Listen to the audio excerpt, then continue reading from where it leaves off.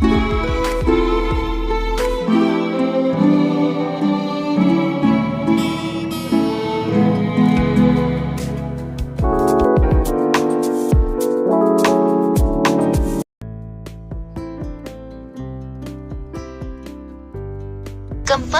Paper legal education and research methodology 04 note. किन्हीं 4 प्रश्नों के उत्तर दीजिए। सभी प्रश्नों के अंक समान हैं। दृष्टि बाधित परीक्षार्थियों के लिए 60 मिनट अतिरिक्त समय की अनुमति है। Answer any 4 questions. All questions carry equal marks. The blind candidates will be given 60 minutes extra time. प्रश्न 1। शिक्षण की तर्क वितर्क पद्धति क्या है?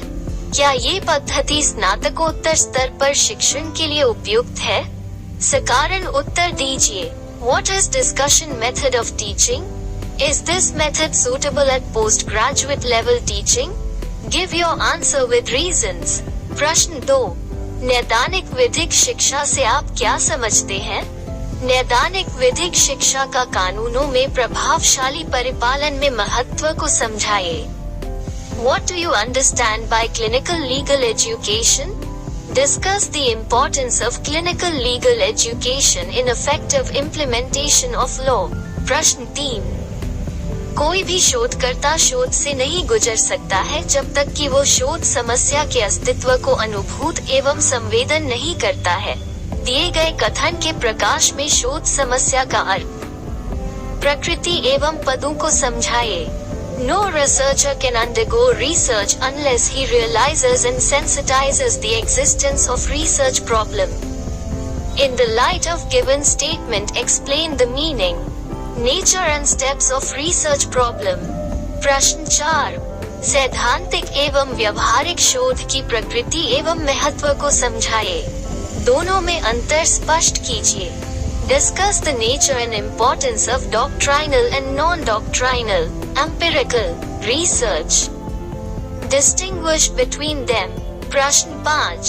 शोध कार्य में अवलोकन अध्ययन, प्रश्नावली, साक्षात्कार और वाद अध्ययन की उपयोगिता की विवेचना कीजिए। क्या ये सारी प्रणाली विधिक शोध कार्य के लिए सुसंगत है? Explain the use of observation studies, questionnaires, interview and case studies in the research work. Are these methods compatible for the legal research? प्रश्न 6। शोध अभिकल्प क्या है? शोध अभिकल्प के चरणों एवं महत्व को समझाइए। What is research design? Discuss the steps and importance of research design. प्रश्न 7। अनुसंधान में निदर्शन की आवश्यकता एवं महत्व पर प्रकाश डालिए। Throw light on the importance and utility of sampling in research. प्रश्न 8। उपकल्पना एक सामयिक सामान्यीकरण है जिसकी सत्यता की परीक्षा अभी बाकी है, समझाइए। A hypothesis is a tentative generalization, the validity of which remains to be tested. Explain. Drug addiction, criminal justice and human rights BO 15, optional paper group B, criminology law. प्रश्न 1। मानव द्रव्यों की अवधारणा का विवेचन कीजिए। व्यक्ति इनके वशीभूत क्यों होता है? कारणों को समझाइए। Discuss the concept of drugs. Why the person becomes addicted of it? Explain the reasons. प्रश्न 2। स्वापक औषधि पर अभिसमय 1961, 1972 का विश्लेषण कीजिए और इनके विकास में भारत की भूमिका की विवेचना कीजिए। Analysis of the Convention of Narcotic Drugs 1961, 1972 and discuss the India's role in the evolution of these above 2 conventions. प्रश्न 3। भारतीय दंड संहिता एवं सीमा शुल्क अधिनियम में दंडात्मक प्रावधान कौन कौन से हैं? आलोचनात्मक परीक्षण कीजिए। What are the penal provisions under the Indian Penal Code in the Custom Act? Critically examine. प्रश्न 4। औषधि उपयोग करने वालों की सामाजिक विशेषताओं एवं कारक जो उसे औषधि व्यसनी बनाने में क्रियाशील होते हैं, का वर्णन कीजिए। Describe the social characteristics of drug user and factors which interact in the making of drug addict. प्रश्न 5, स्वापक औषधि दुर्व्याचार और उसके दुरुपयोग की रोकथाम पर भारतीय न्यायालयों की भूमिका की विवेचना कीजिए। प्रासंगिक बात भी बताइए। Explain the role of Indian judiciary in the combating narcotic drug trafficking and its abuse. प्रश्न 6, मादक द्रव्यों के दुरुपयोग के निवारण और नियंत्रण में पाठशालाएं, उच्च विद्यालय और जन संचार माध्यमों की भूमिका को समझाइए। Explain the role of schools, colleges and mass media in prevention and control of drug abuses. प्रश्न 7, गरीबी तथा बेरोजगारी औषधि व्यसन बुराई की वृद्धि में मूल तत्व है। इस कथन की समीक्षा कीजिए। The poverty and unemployment constitute to be a basic factor for promotion of the evil of drug addiction. Comment on this statement. प्रश्न 8, निम्नलिखित पर टिप्पणियां लिखिए। अ, पीड़ित का अध्ययन। ब, स्वयं प्रतिवेदन। स, बाल व्यसनी से संबंधित समस्याएं। Write short notes on the following. A, victim studies. B, self-reporting. C, problems relating to juvenile drugs users. Group B, criminology law. Optional paper 3, privilege class deviance BO14. प्रश्न 1, सफेदपोश अपराध पारंपरिक अपराधों से किस प्रकार भिन्न है? भारत में अपमानजनक या कानूनी पेशे का क्या कारण है? उपयुक्त केस स्टडी के साथ चर्चा कीजिए। How are white-collar crimes different from conventional crimes? What has led to the degrading of the legal profession in India? Discuss with suitable case studies. प्रश्न 2, भारत में कड़े विधायी उपायों के बावजूद महिलाओं के खिलाफ अपराध उच्च है। ट्रांसजेंडर लोगों के खिलाफ अपराध के विशेष संदर्भ में भारतीय संदर्भ में लिंग आधारित आक्रामकता के कारण पर चर्चा कीजिए। The crime against women in India is high despite stringent legislative measures. Discuss the reason for gender-based aggression in the Indian context with special reference to sexual crimes against the transgender people. प्रश्न 3, शक्ति भ्रष्ट करती है और पूर्ण शक्ति पूर्ण रूप से भ्रष्ट करती है। भारत में देखी गई आधिकारिक विचलन के आलोक में कथन पर चर्चा कीजिए। इसके द्वारा की गई सिफारिशों को भी उजागर कीजिए। Power corrupts and absolute power corrupts absolutely. Discuss the statement in the light of official deviances witnessed in India. Also highlight the recommendations made by different commissions to check the official deviance. प्रश्न 4, doctor Jerome horn ने कहा था, तदनुसार कानूनी और राजनीतिक सिद्धांत के लिए पुलिस के अधिकारों और कर्तव्यों को लागू करने के लिए सजा बहुत सीमित है, लेकिन चूंकि उनका काम समाज से अपराधियों को अभियोजन के लिए चुनना है कि अपराधियों को न्याय दिलाने में महत्वपूर्ण भूमिका निभाते हैं। आमतौर पर माना जाता है कि पुलिस प्रतिहिंसा की उपस्थिति में अपराधियों को नियंत्रित करने और पकड़ने के लिए एक उपाय के रूप में हिंसा का उपयोग करने के लिए अपने कर्तव्यों की प्रकृति से बाध्य है। भारतीय पुलिस बल की कार्यप्रणाली के आलोक में इस कथन की विवेचना कीजिए। पुलिस अत्याचारों को रोकने में राष्ट्रीय मानवाधिकार आयोग की भूमिका की भी चर्चा कीजिए। Doctor Jerome Hall had stated, according to the legal and political theory, the rights and duties of the police to inflict punishment are sharply limited. But since their job is to pick up criminals from society for prosecution, they play a vital role in bringing the offenders to justice. It is generally believed that the police are obliged by the nature of their duties to use violence as a measure to control and apprehend criminals in the presence of counter-violence. Discuss this statement in the light of the working of the Indian police force. Also discuss the role of NHRC in preventing police atrocities. प्रश्न 5, ये दुखद वास्तविकता है कि चिकित्सा पेशा जिसे कभी बहुत महान और सम्मानजनक माना जाता था, अब कई बार अनैतिक प्रथाओं के लिए जिम्मेदार माना जाता है। चिकित्सा कदाचार जो भारत में प्रचलित है, चर्चा कीजिए। साथ ही ऐसी प्रथाओं पर अंकुश लगाने के लिए भारतीय चिकित्सा परिषद की भूमिका पर चर्चा कीजिए। It is a sad reality that the medical profession, which was once considered to be very noble and respectable, is many a times now considered responsible for unethical practices. Discuss the medical malpractices which are prevalent in India. Also discuss the role of the Indian Medical Council to curb such practices. प्रश्न 6। निम्नलिखित में से किन्हीं दो पर संक्षिप्त टिप्पणी लिखिए। अ, अनैतिक पत्रकारिता और इसका प्रभाव। ब, भ्रष्टाचार निवारण अधिनियम में कमियां। स, भूमि स्वामी विचलन के कारण। Write short notes on any two of the following. A, unethical journalism and its impact. B, shortcomings in the Prevention of Corruption Act. C, reasons for landlord deviance. प्रश्न 7। भारत में केंद्रीय सतर्कता आयोग के पीछे विधायी मंशा पर चर्चा कीजिए। जनहित प्रकटीकरण के तहत शिकायत दर्ज करने के संबंध में प्रक्रिया को भी विस्तृत कीजिए। Discuss the legislative intent behind the Central Vigilance Commission in India. Also elaborate the procedure regarding the lodging of complaint under the public interest disclosure. प्रश्न 8। निम्नलिखित में से किन्हीं दो पर टिप्पणी लिखिए। अ, बलात्कार पीड़िता के संदर्भ में न्यायिक विचलन। ब, भारत में हिरासत में यातना और मौतों पर न्यायिक परिप्रेक्ष्य। स, लोकपाल शक्तियों और भूमिका। Write notes on any two of the following. A, judicial deviance in the context of rape victim.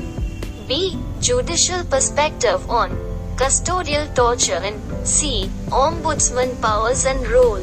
Optional paper group C, business law. Law of export import regulation. प्रश्न 1। आयात निर्यात से आप क्या समझते हैं? आयात निर्यात क्यों आवश्यक है? उदारीकरण और वैश्वीकरण के परिदृश्य में क्या आप समझते हैं कि भारतीय विदेश व्यापार नीति आर्थिक विकास के उद्देश्य को पूर्ण करने हेतु उपयुक्त है? What do you understand by export-import? Why export-import are necessary? In scenario of liberalization and globalization, do you think that Indian foreign trade policy is sufficient to fulfill the objective of economic development? प्रश्न 2। अंतर्राष्ट्रीय परिवहन विदेशी व्यापार का एक प्रमुख हिस्सा है। इसकी समस्याएं एवं समाधान असाधारण है। दिए गए कथन के प्रकाश में इसकी प्रकृति, समस्याओं एवं संबंधित अंतर्राष्ट्रीय सम्मेलनों की व्याख्या कीजिए। International transportation is a major sector of foreign trade. Its problems and solutions are uncommon. In the light of given statement, explain its nature, problems and related international seminars. प्रश्न 3। विश्व व्यापार संगठन के ऐतिहासिक विकास एवं सिद्धांतों पर प्रकाश डालिए। भारतीय व्यापार विधियों पर विश्व व्यापार संगठन के प्रभाव को समझाइए। Focus the historical development and principles of the World Trade Organization (WTO). Discuss the effect of the World Trade Organization on Indian trade laws. प्रश्न 4। विदेशी व्यापार विकास एवं नियमन अधिनियम। 1992 भारत में विदेशी व्यापार को संचालित करने वाली एक मूल संविधि है। उपरोक्त कथन के प्रकाश में आयात निर्यात व्यवसाय को संचालित, नियंत्रित एवं निषिद्ध करने की दशाओं की व्याख्या कीजिए। The Foreign Trade Development and Regulation Act 1992 is a principal statute of regulating foreign trade in India. In the light of above statement, discuss the conditions which regulate, control and restrict the import-export business. प्रश्न 5। विदेशी मुद्रा विनियम क्या है? विदेशी मुद्रा प्रबंधन अधिनियम 1999 फीमा किस प्रकार पूर्व प्रचलित अधिनियम फेरा से अधिक उपयोगी साबित हुआ है? भारत में विदेशी मुद्रा के विनियमन एवं प्रबंधन संबंधी प्रावधानों की व्याख्या कीजिए। What is foreign exchange? How far the Foreign Exchange Management Act 1999 (FEMA) proved to be more beneficial than previous act (FERA). Explain the provisions regarding regulation and management of foreign exchange in India. प्रश्न 6 सीमा शुल्क अधिनियम 1962 के अंतर्गत माल की निकासी एवं सीमा शुल्क उत्ग्रहण संबंधी प्रावधानों की व्याख्या कीजिए। Discuss the provisions regarding clearance of goods and levy of customs duty under the Customs Act 1962। प्रश्न 7 विदेशी संस्थागत निवेश एवं विदेशी प्रत्यक्ष निवेश से आप क्या समझते हैं? वर्तमान केंद्रीय सरकार की विदेशी निवेश नीति की आलोचनात्मक व्याख्या कीजिए। What do you understand by foreign institutional investments and foreign direct investment? Critically analyze the current central government foreign investment policy। प्रश्न 8 निम्न पर संक्षिप्त टिप्पणी लिखिए। अ नॉन टैरिफ बैरियर्स, ब निर्यात वृद्धि समितियां, स निक्षेपागार रसीद, द त्याग की हुई प्रौद्योगिकी एवं वस्तुओं की डंपिंग, ई प्रौद्योगिकी हस्तांतरण करार। Write short note on the following. A non tariff barriers, B export promotion councils, C depositories receipts, D dumping of discarded technology and goods। A technology transfer agreements। Optional paper group C business law, banking law. प्रश्न 1 भारत में banking विधि के क्रमिक विकास का वर्णन कीजिए। वर्तमान अर्थव्यवस्था के संदर्भ में क्या भारतीय बैंकिंग विधि को और गतिशील बनाने की आवश्यकता है? अपने विचार स्पष्ट कीजिए। Describe the systematic evolution of banking law in India। Do you think that in the present economic scenario Indian banking law needs to be more dynamic? Elucidate your viewpoint। प्रश्न 2 बैंकिंग पर सामाजिक नियंत्रण से आप क्या समझते हैं? इस संबंध में निजी स्वामित्व, राष्ट्रीयकरण एवं विनिवेश का मूल्यांकन कीजिए। What do you understand by social control over banking? In this regard evaluate private ownership, nationalization and disinvestment। प्रश्न 3 डिपॉजिट इंश्योरेंस कॉर्पोरेशन अधिनियम 1961 के उद्देश्य और कारण क्या है? डिपॉजिट इंश्योरेंस कॉर्पोरेशन बीमाकृत बैंक और भारतीय रिजर्व बैंक के संबंधों की भी विवेचना कीजिए। What are the objects and reasons for enactment of the Deposit Insurance Corporation Act 1961? Also discuss the relations between Deposit Insurance Corporation, insured banks and Reserve Bank of India। प्रश्न 4 banking कंपनियों, वित्तीय कंपनियों और गैर वित्तीय कंपनियों में अंतर कीजिए। भारतीय रिजर्व बैंक किस प्रकार से गैर बैंकिंग कंपनियों को नियंत्रित कर सकता है? Differentiate among banking companies, financial companies and non-financial companies। How can Reserve Bank of India control over non-banking companies?